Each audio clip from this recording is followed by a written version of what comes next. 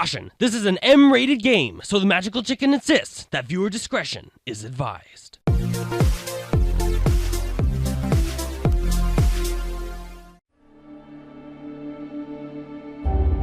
It's time for the Middle-earth Shadow of Mordor Game of the Year Edition review for the PS4. The Lord of the Rings universe is right up my alley. Medieval fantasy is one of my favorite genres, and I was eager to play this, seeing how the last Lord of the Rings game I played was The Third Age on GameCube, which I highly enjoyed. Did this game do as well or better? Let's find out. If you're not familiar with the lore, the story won't mean as much to you as those who know at least the basics, and while it's not crucial to have a background, it will definitely help you appreciate the story. And while the game is not canon to the books or movies, it takes certain canonical elements and makes its own story. You take control of Talion, a Gondorian ranger captain who is positioned at the Black Gate of Mordor. He and his family are suddenly attacked and killed by a ruthless enemy. Don't worry, I'm not spoiling anything. But instead of dying, Talion remains in a state in between life and death and meets a mysterious elf wraith who also seems to share a similar fate. They ultimately join together, meaning Talion is able to retain his physical form, but now has certain wraith powers at his command, and the two begin their journey to find the killers. This is a third-person RPG, and quite a unique one at that. The game is open world, and while the areas you play within are not huge by any means, they're good sized and packed with orc enemies known as orcs. As you traverse through, there will be many missions for you to complete, both main and side quests. The main missions of course progress the story, but certain ones also unlock specific skills for Talion. The side quests mainly focus on completing certain objectives with one of your three weapons, sword, bow, or dagger. Completing these challenges rewards you with experience and currency. Currency is also a prize for finding collectibles hidden throughout, which can also provide deeper story lore.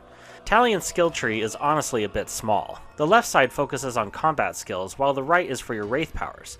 Even though most skills are worth purchasing, I can't help but feel wanting more to choose from. Among the enemies you fight are captains. These are powerful orc leaders who have special immunities as well as specific weaknesses. In order to become aware of each captain's special traits, you'll have to force the knowledge out of a specific orc, known as a worm, using your wraith powers. Once done, you'll learn all you need to know about the captain you're hunting, however finding the captain can take a bit of patience. The worm will tell you where the captain currently is within a specific sub-region, but you still have to locate their exact whereabouts. Instead of blindly hoping to run into them, you can use your powers to enter the Wraith world, allowing you to see all enemies, humans, and wildlife within your surrounding area, even those behind walls or structures. If a captain is within your viewing distance, you can press R3 to zoom in on them. If this is the same captain you gain knowledge on, this will also allow you to quickly see their strengths and weaknesses before engaging in combat. In the beginning of the game, the captains are low level and have multiple weaknesses, some of which can be instant death if you perform the right action. As the game progresses and you level up, so do the captains, and high-level captains have way more immunities than weaknesses, which can make it quite challenging to take them down. Once you defeat a captain, they'll drop a random rune for you to pick up. Runes are special items that once placed upon one of your three weapons will yield a unique advantage for Talion, such as being able to deal more damage to captains with a specific melee attack or granting immunity to poison. The quality of the dropped rune can vary from basic to legendary, and the currency you obtain from quests will allow you to purchase more rune slots for your weapons, as well as permanent upgrades such as increasing your max health or being able to carry more arrows. Other side quests involve dealing with orc captains in specific situations, such as disrupting a planned execution or joining the fight as a third party against two orcs who are battling each other. These types of quests were especially helpful in quickly obtaining runes to upgrade your character. Probably the most unique game mechanic is the Nemesis system. Each orc, including non-captains, have a power ranking. If you're killed by a non-captain, that orc will be promoted to captain status, which will increase their power ranking and give them special immunities, weaknesses, and an armor cosmetic upgrade. In addition, time will pass on the orc captain side quests, and captains you didn't even get involved with will also move up the ranks. Every time you encounter a captain, a short in-game cutscene will play out with the captain taunting or threatening you. If the captain kills you and you return to them, a new dialogue will play that shows them befuddled on how you somehow escaped death. It's a cool detail that just enhances the overall gameplay and theme. The combat system rewards timely actions instead of button mashing. An early unlockable skill is execution, which after you reach a minimum amount on your hit streak, you'll be able to perform a combat finisher, deadly to orc grunts and causes high damage to captains. These orcs must have the worst vision, because unless you are about 10 feet in front of them, they won't see you. They can hear you run near them, but as long as you're in stealth mode, it's almost impossible for them to detect you until you're right up on them. The stealth mechanic is a big help to your character, however I thought the game was too generous in providing you with stealth kills even after the enemy clearly saw and reacted to you. Now even though orcs are tougher as you play through, if you've got the basics of combat down and have several key abilities unlocked, it's almost impossible for enemies to overwhelm you, which ultimately makes the game a little too easy. Even when facing high-ranking orcs when you yourself are highly ranked, it's honestly sometimes too easy to win. There were only a few instances where the captain I faced had pretty much every immunity to exist, which usually meant I had to beat them with simple melee combat, and this could be especially difficult when they had their own battalion with them.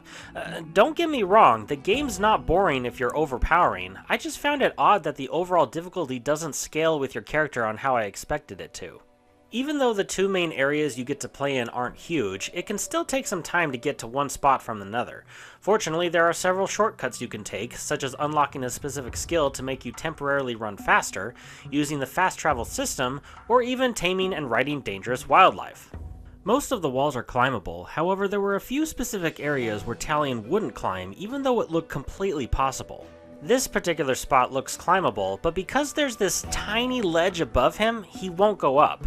These instances were quite annoying and could be dangerous if you were surrounded by enemies. Controlling Talion isn't difficult, but there were a couple of quirks I wished were ironed out a bit. Sometimes when I was trying to precisely move him around walls, he would automatically snap to the wall as if I wanted him to be stealthy. This happened few and far between, but was still annoying when it did.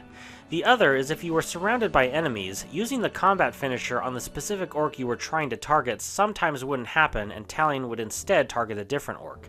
You're supposed to push the control stick in the direction of the orc you want to target, but if you're swarmed, Talion would sometimes attack a different enemy, and this was only disadvantageous if your original target was a captain, but instead Talion kills a grunt. Other than those two bullets, the controls work just fine.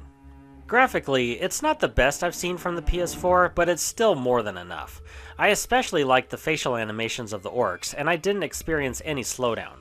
The voice acting was terrific. The orcs have many different lines of dialogue, and it's quite rare to hear captains say the same thing when you encounter them multiple times.